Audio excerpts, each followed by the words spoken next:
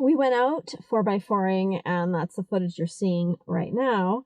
And it was wonderful, but I didn't actually record the Bible story lesson part of the trip. I just actually enjoyed the peace and calm of it, which is the topic of today's study. Peace and contentment. What does the Bible have to say?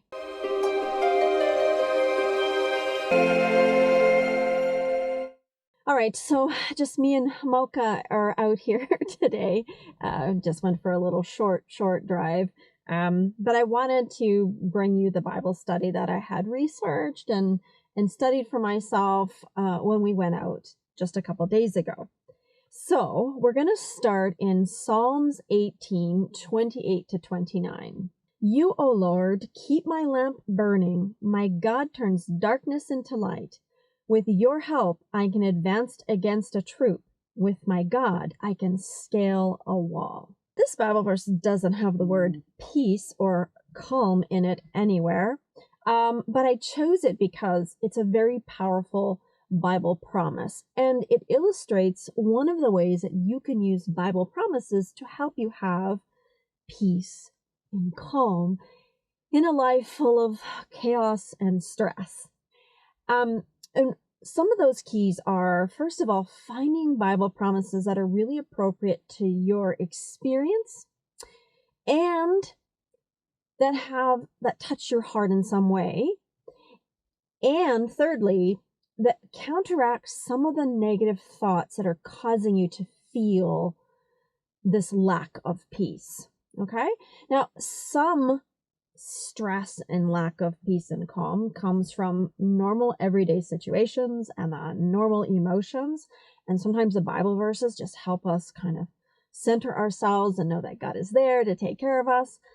And more often than that, we have situations that may be stressful, but we make them more stressful by our negative thinking. And of course, I'm biased. I'm coming from you from a biased perspective because I am a professional counselor and a life coach, health and wellness coach, and a Christian and someone who knows the experience of having a lot of negative thoughts, dealing with them, and not just restoring my calm. And of course, I am ADHD, so my version of calm may be, a little different than other people's version of calm. In fact, I've had people say to me, oh, you should be more calm. And I don't understand. Well, I guess I do understand because they're feeling really stressed when they see agitation, and that makes them ramp up. But for me, when I'm excited and enjoying things, that is calm for me. I had so much fun when we were out and about in the snow, and, like maybe we'll get stuck, or, maybe we'll have to use the winch, or like, that's calming to me. Like, the more the ice and snow, the better, it was kind of fun. Well, to a point. I don't want to be stuck out there forever. I did bring, an emergency kit, but, which would last us, probably 4 days. I tend to overpack, but anyway, the point is that for me, what my level of peace and calm is going to be different than for you. And it's important for you to figure out where that is. Maybe you need more peace and calm in your life, and right now it's just too chaotic. And so when you're searching through the Bible to understand peace and calm and contentment, it's important for you to kind of stop and ask yourself, why am I not at peace? Like, what is making me feel agitated or stressed or anxious or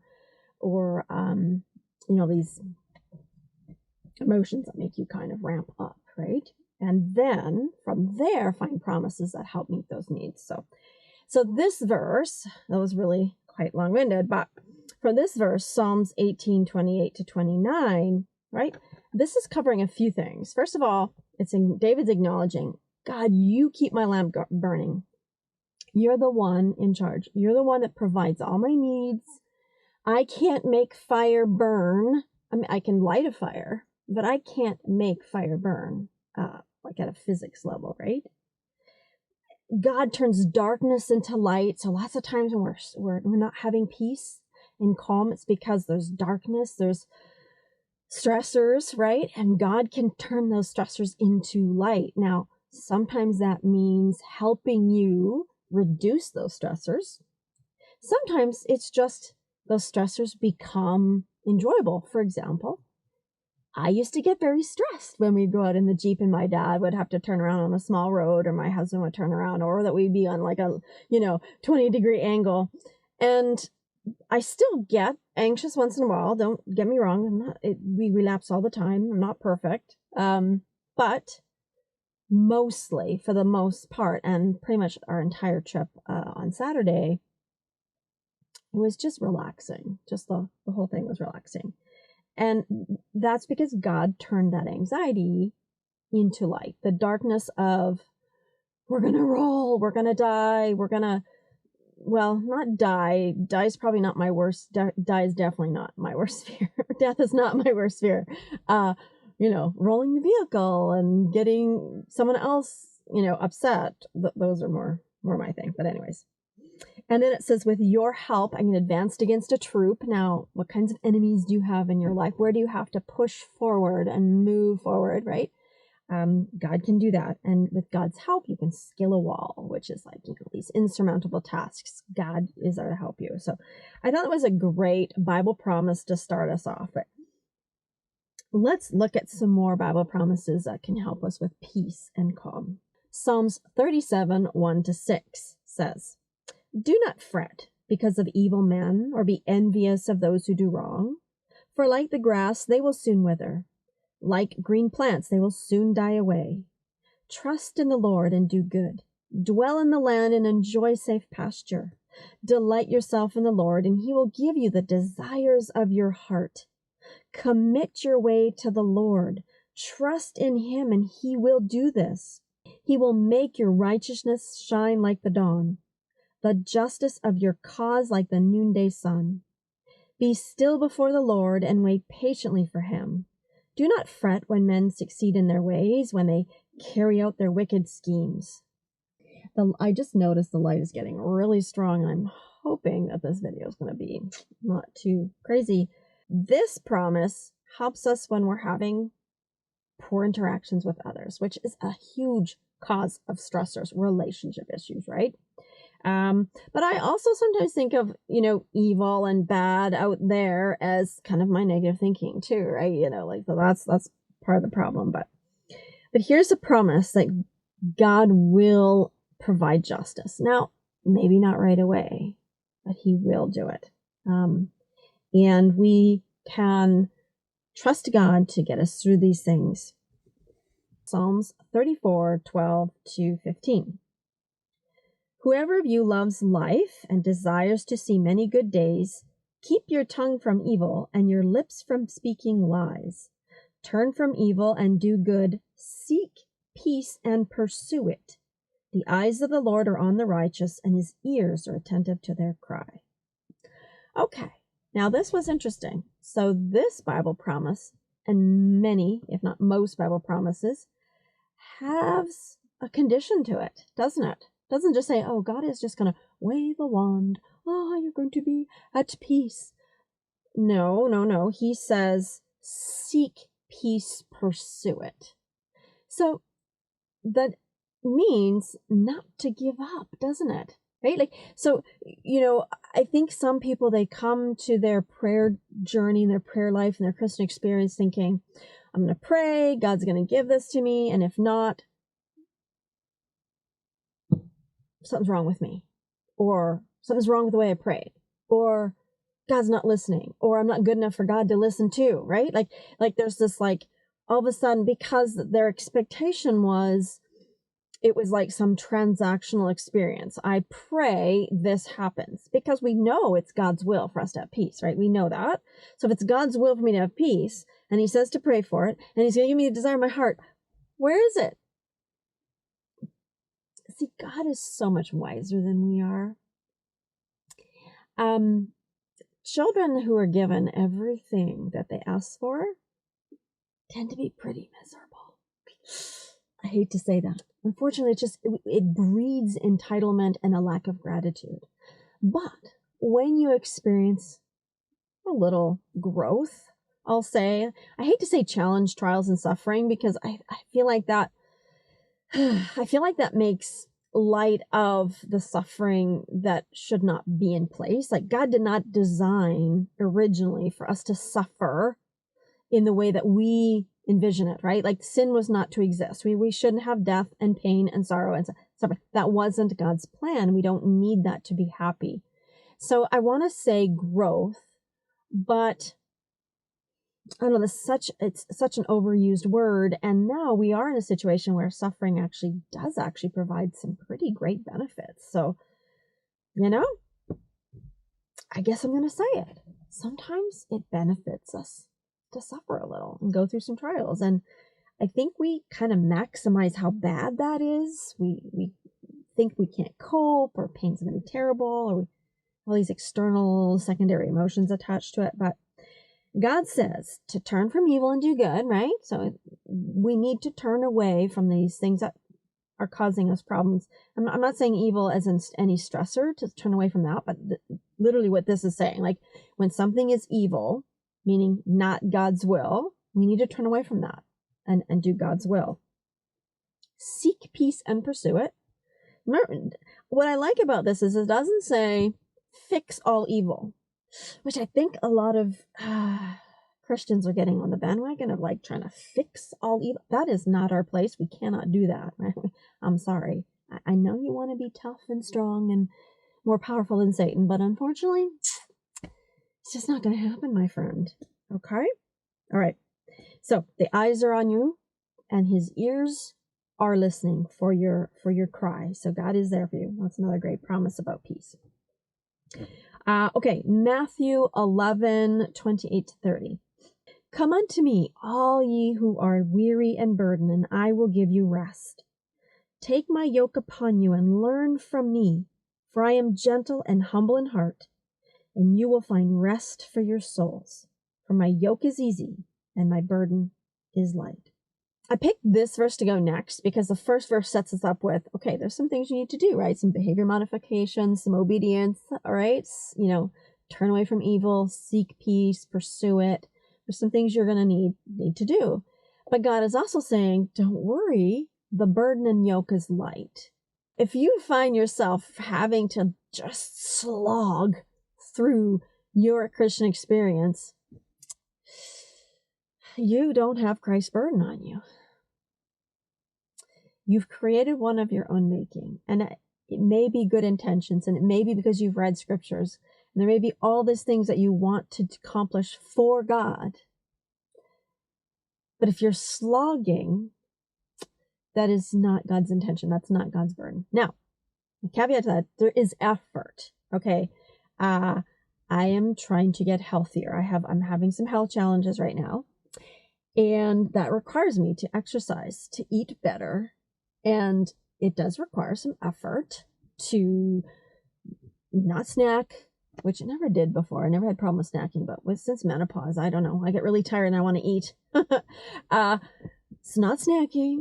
Going for walking when I feel really tired, like I can't even get off the couch, right? So there is effort involved, but the effort is, Lord, I know you've given me the power of choice. And I sometimes actually stop this intention, this tension of like, I've got to do this. And instead I go, Lord, you've got this. You've told me I have power of choice. I know there's a chocolate bar in the cupboard, but I don't need to eat it right now. I'm saving it for Saturday, for Sabbath, and that's what I'm going to do. And then I walk away and use other tools like distraction and things, because if I obsess about it, if you parlay with the devil and give him cause for temptation, it's going to happen. Back to Psalms, Psalm 62, 5-7. Find rest, O my soul, in God alone. My hope comes from him. He alone is my rock and my salvation. He is my fortress, I will not be shaken. My salvation and my honor depend on God. He is my mighty rock, my refuge. I don't think this needs much commentary. It's another beautiful promise that I would recommend you finding a few of these to memorize, to hold on to.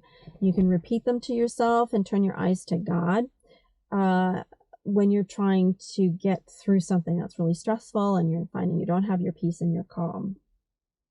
Next one, Isaiah 26, 3-4.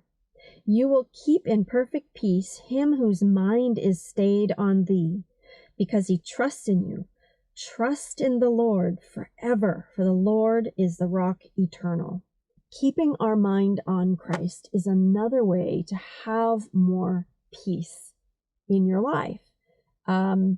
When we are thinking about all the problems that we have to face, or we think about all our deficiencies and inadequacies and, problems or bad things about ourselves, our mind is on ourselves. Now, confession, we need confession of the soul. We need to express ourselves to the Lord and sometimes to others, right? To really work through problems. I mean, I'm a counselor. I'm a life coach. I have people come to me and we deal with their mental health issues and their negative thoughts. I deal with my own negative thoughts for sure. We can't ignore them or stuff them, but we could obsess about them too much. And so like if it's, I don't have a number for you, but if you're finding yourself a majority of the day or even half the day thinking about your own self and your own thinking and your own problems, this is not keeping your mind stayed on Christ. And a caveat to this is including begging God. Like you could be praying fervently and reading but it's like trying to grasp onto God. Again, you'll find yourself slogging through and it won't be a light burden. Okay. And in that case, it is good to go do something for someone else. And a really important part of our Christian experience is serving others and getting our mind off ourselves and not just praying for other people. I should say I don't mean that prayer isn't a good thing. We need a lot of prayer, but going out and actually physically doing something for someone else. I'm really saddened by how little we get involved in the lives of other people who need our help. That wasn't God's plan. The plan was for us to take care of each other on this planet. And it was one of the things that God really criticized Israel for in Isaiah. This like, give the widow just whatever basic necessities. I keep seeing my hand flapping around in the window. And my ADHD distracts me. So sorry about that. Okay. Just kind of the way it is. It's probably good that it distracted me because I think I was going to probably just kind of go on to a ramble and a rant. But anyways, suffice it to say, keep your mind on Christ. Take your mind off yourself and find some way to serve others as well. That will be helpful. Okay, the next verse, many of you probably know. It was actually a scripture song that are I say our kids because I taught Sabbath school and they feel like my kids too. I have a lot of my son's friends. They feel like my kids. So, it's kind of a self-proclaimed extra mom. But this next verse is a really good one to kind of unpack. So this is Philippians 4, 6-7. Do not be anxious about anything, but in everything, by prayer and petition, with thanksgiving, present your requests to God, and the peace of God, which transcends all understanding, will guard your hearts and your minds in Christ Jesus. This one reminds me of prevention. Okay, right? Like, so yes, we want to deal with the stress, but we could put a guard up. Say a guard prevents it from happening, right? If you've got a guard at the door, keeps people from getting in the door. And so if we can have the peace of God to guard our door from the stressors, when stressors happen, we're much more prepared for it. I've noticed in my life, with a lot of these verses being a part of my everyday experience, not just, on the weekends or during prayer, I've noticed that really big events just become adventures. And I'm not saying everyone should, just treat everything like an adventure even and not be traumatized, but I am saying that for me, the truth of this verse is so real that as I connect with God in the morning, as I go through the day, I'm noticing just it guards me against those stressors. The next one was one of my mom's favorites, and I made a bookmarker for her with this one on it. And it's 1 Peter 5:7. Cast all your cares on him because he cares for you. Or the NIV, which is what I've been using, it says, cast all your anxiety on him because he cares for you. Again, another great Bible promise that you could memorize. So here's one where now you have so the other verse was, let's guard against it. God's peace to guard against it. Okay, now it happened. Now you're anxious. That's okay. It's okay. It's okay that it happened. That's normal. It's everyday life. Now you can cast those cares on him. Give those to God. All right, our last verse for this is part 1. We're going to have 2 parts to peace, and then I'm actually going to have a couple bonuses because I think it's a really important topic. But this will be our last verse for today. It is John 14:27. Peace I leave with you, my peace I give to you. I do not give to you as the world gives. Do not let your hearts be troubled, and do not be afraid. There's a lot of things I could say about this verse, and part of it is a bit of a command, isn't it? It says, do not be afraid, and I've had people come to me concerned that there's no way to find anything positive about anxiety, and I shouldn't have any anxiety, that it's bad because God says to not be anxious. But I want to look at it from the point of view of how powerful God's word is. God's word has creative power. When he speaks, it happens. We saw that with creation, right? He spoke, boom, and then it existed. God has spoken that we can have peace. And when he says, do not be anxious, he's saying you can hold on to that. There's a way that you don't need to be anxious for things. Yes, we are to be responsible and move forward and do the things we need to do to provide for ourselves. But then we leave it to God, and we keep picking up the anxiety, and usually that is in the form of, again, the thoughts about what I should and shouldn't do, what I have to do, all this stuff, right? We pick that up, all kinds of self-defeating beliefs and distortions like self-blame and shoulds and we make extra rules around these things. We're kind of not allowing for God's creative word because we have power of choice. And so God has to tell us that, right? He has to say, hey, wait, are you listening? Hello?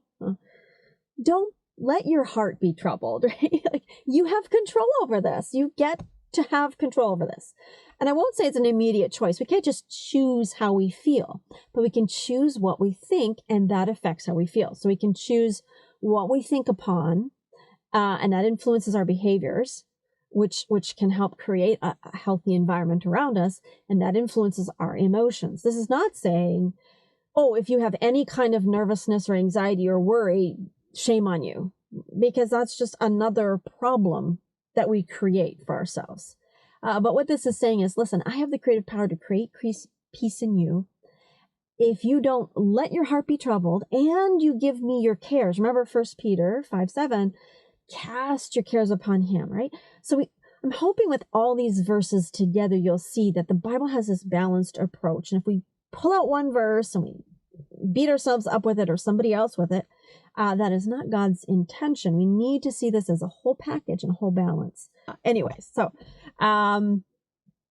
like, subscribe, comment, ring the bell for notifications, all of that fun stuff. And I will see you for part 2 on peace, and we'll be focusing more on contentment next time.